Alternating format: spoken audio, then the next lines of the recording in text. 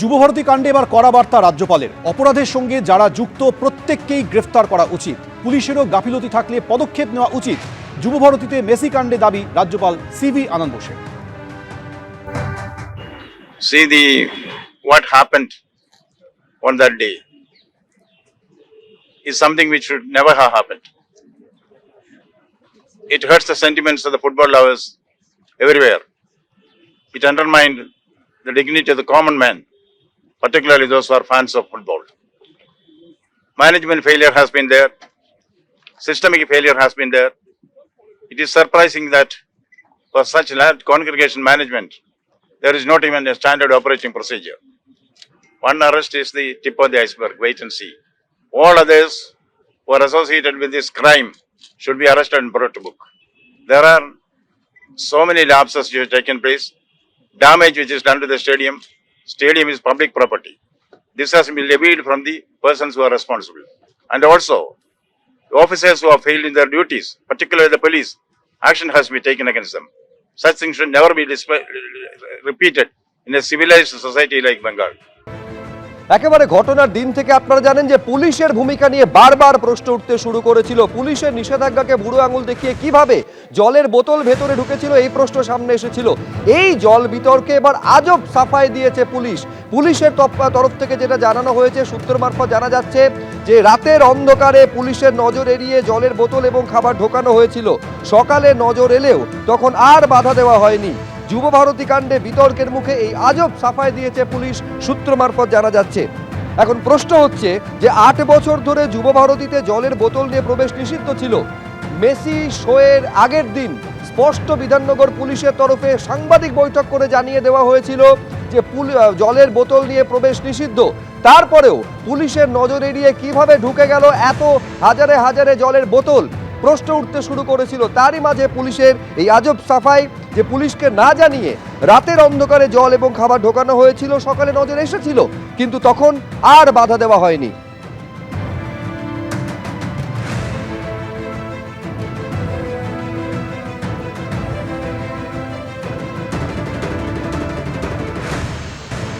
জল কত? জল কত? 200 টাকার জল খাও, 20 টাকা করে দাও, 35 টাকা বাইরে, 200 টাকা একটু কম করে আমরা তো খাবো। 200 টাকা দিয়ে জল খাবো, হিমালয় দিয়েও হতো। এইবার আপনাদের শোনাবো শুক্রবার কি বলেছিলেন অনিশ সরকার, যিনি বিধাননগরের ডিসি। দেখুন, জলের ব্যবস্থা ভেতরে আছে, সেই জন্যে কোনো রকম জলের বোতল আনার প্রয়োজন নেই। ভেতরে স্টেডিয়ামের ভেতরে পর্যাপ্ত পরিমাণ জলের ব্যবস্থা থাকবে। জল কেউ প্লিজ আনবেন না। কোনো জলের বোতল যদি আমরা গেটে দেখি তাহলে আমাদের কিন্তু সেই জলের বোতলটা আমরা অ্যালাউ করতে পারবো না। এগুলো আমাদের তরফ থেকে বেশি কিছু পয়েন্ট আছে।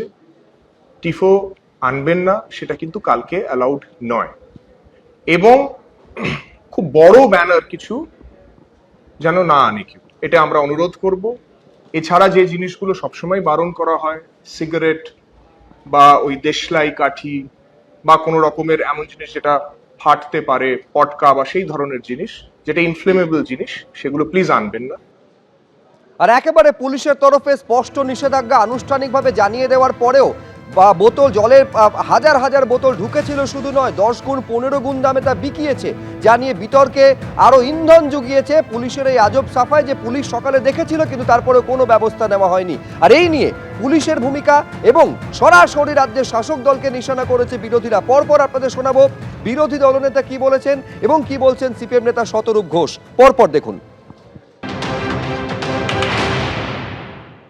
পুলিশ তদন্ত করবে না। 20 টাকার বোতল 200 টাকায় বেচেছে, 10 টাকার চিপস 100 টাকায়, সব অরূপ আর সুজিতের লোকেরা। পুলিশ এতে ধরবে নাকি? পুলিশের হাতে তদন্ত রাখা যাবে না, ওই জন্যই হাইকোর্টে গেছে। ক্রেটের পর ক্রেট জল ঢুকিয়ে নেওয়া যায়, জলের বোতল ঢুকিয়ে নেওয়া যায়, তার মানে চাইলে রাত অন্ধকারে যুবভারতীর মধ্যে কেউ চাইলে একটা বোমও ঢুকিয়ে নিতে পারতো, বিস্ফোরণ ঘটিয়ে মেসিকে মেরেও দিতে পারতো। আর তারপরে মমতা ব্যানার্জি মেসির পরিবারকে 2 লাখ টাকা ক্ষতিপূরণ আর একটা হোমগার্ডের চাকরি দিতেন।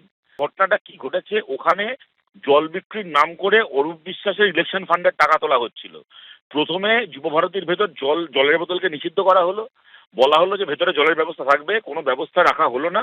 একদিনে যুবভারতী থেকে তোলা হয়েছে, অরূপ বিশ্বাসের লোক তুলেছে, অরূপ বিশ্বাসের হয়ে ইলেকশন কদিন পরে ভোট আসছে, ইলেকশন করবে বলে। সুতরাং তৃণমূল কংগ্রেসের জোচ্চুরি কালোবাজারির এর একটা উদাহরণ হচ্ছে এই ঘটনাটা।